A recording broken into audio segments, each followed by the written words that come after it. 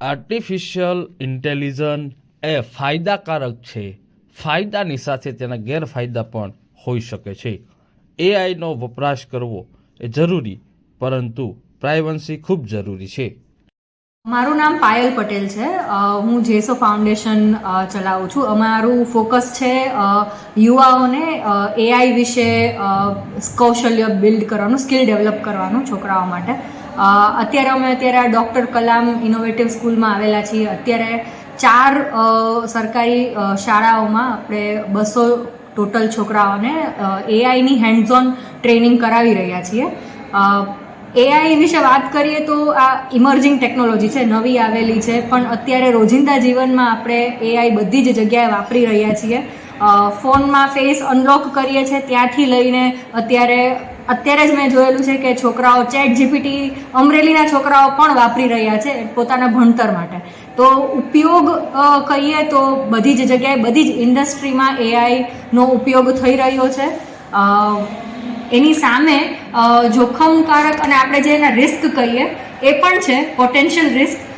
એના માટે awareness create કરવી બહુ જરૂરી છે વાલીઓમાં, શિક્ષકોમાં અને એઝ સિટીઝન નાગરિકોએ પણ આપણે એ બધા કે આપણે એનો રિસ્પોન્સિબલ રીતે યુઝ કરીએ એઆઈને. અત્યારે બહુ બધા જેમ કે ગૂગલ જેમિની છે, એવા બધા બહુ બધા મોડેલ આવેલા છે જેનાથી તમે ઇમેજ બનાવી શકો છો, જાતે નવું એઆઈથી જનરેટ કરી શકો છો. પણ એ એઆઈનો કોઈનો ડેટા છે, પ્રાઇવસી છે, આ બધા કન્સર્ન કે જે આપણા લીગલી આપણે એને વાપરી શકીએ, રિસ્પોન્સિબલ બેઝિકલી યુઝ કરીએ એ માટેનું જાગૃતતા પેદા કરવી એ વધારે જરૂરી છે.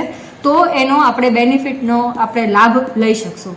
બેન, અત્યારે વાલીઓએ આમાં શું કાળજી રાખવી જોઈએ બાળકો ઉપયોગ કરે છે તો? અત્યારે જ્યારથી કોરોના પછી આપણે ઓનલાઈન એજ્યુકેશન વધારે ઘણી જગ્યાઓએ કરેલું છે, બાળકોએ એના પર ભણી રહ્યા છે. એના સારા પાસા પણ છે, ખરાબ પાસા પણ છે. વાલી એઝ પેરેન્ટ છોકરાઓ પર આપણે એમને એક્સપ્લોર કરવા દેવું જોઈએ ટેકનોલોજી, પણ થોડા પ્રાઇવસીના સેટિંગ્સ રાખવા જોઈએ. એમના પર થોડું સુપરવાઇઝ કરવું જોઈએ કે એમનો યુઝ શું છે. થોડું એમને સ્ક્રીન ટાઈમ આપણે મોડરેટ કરીએ કે કેટલું યુઝ કરી શકે છે. અને બેઝિકલી કોઈ પણ ડેટા એ લોકો ઓનલાઈન કેવી રીતે ઇન્ટરેક્ટ કરે છે એ થોડું સુપરવાઇઝ કરવું જોઈએ. તો એ આ ટેકનોલોજી, આ એઆઈ જેટલું પાવરફુલ ટૂલ આપણા સ્ટુડન્ટ્સને બહુ હેલ્પ કરશે. કેટલા વર્ષના બાળકો આ ઉપયોગ કરી શકે? જનરલી આપણે અત્યારે એઆઈ શીખવા માટે જો વાત કરીએ તો સીબીએસઈના જે કરિક્યુલમમાં 6ઠ્ઠા ધોરણથી આપણે એનો બેઝ સ્ટાર્ટ કરી દઈએ છીએ, મૂળભૂત બાબતો શીખવાડવા માટેનું. તો આપણે જોઈએ તો 13 થી 18 વર્ષના છોકરાઓ પણ અત્યારે શીખી રહ્યા છે એઆઈ. અને આપણી નેશનલ એજ્યુકેશન પોલિસીમાં પણ એઆઈને એઝ અ સબ્જેક્ટ અને એઆઈના એના જે કૌશલ્યો છે એને હવે એના વિશે શીખવાડવાનું પ્રયત્ન ચાલુ થઈ ગયા છે. બેન, જોખમ શું હોય છે એઆઈમાં? જોખમ આપણે જે અત્યારે પ્રાઇવસીની જ વાત કરીએ કે એ આપણો ડેટા કેવી રીતે શેર થાય છે. બધી જે કોઈ પણ એઆઈ યુઝ કરતી એપ, વેબસાઇટ આપણો ડેટા લે છે, જે આપણી પર્સનલ ડેટા છે, નામ છે, ફોર એક્ઝામ્પલ આપણું કોઈ આધાર કાર્ડ થયું કે આ તે, આપણે જે ઈમેલ છે, ફોન નંબર છે, એ બધો જે પર્સનલ ડેટા કોઈ એઆઈ એપ યુઝ કરતી હોય તો એના વિશેના ટર્મ્સ એન્ડ કન્ડિશન વાંચીને એની સાથે ઇન્ટરેક્ટ કરવું બહુ અગત્યનું છે કે એ કોઈ મિસયુઝ ન થાય ડેટાનો. અને જે કોઈ પણ આપણે ઇમેજ યુઝ કરતા હોઈએ તો આપણા ફેસનો યુઝ કરીને કોઈ બીજી રીતે એને યુઝ ન કરી શકે એ માટેના કન્સર્ન્સ હોય છે.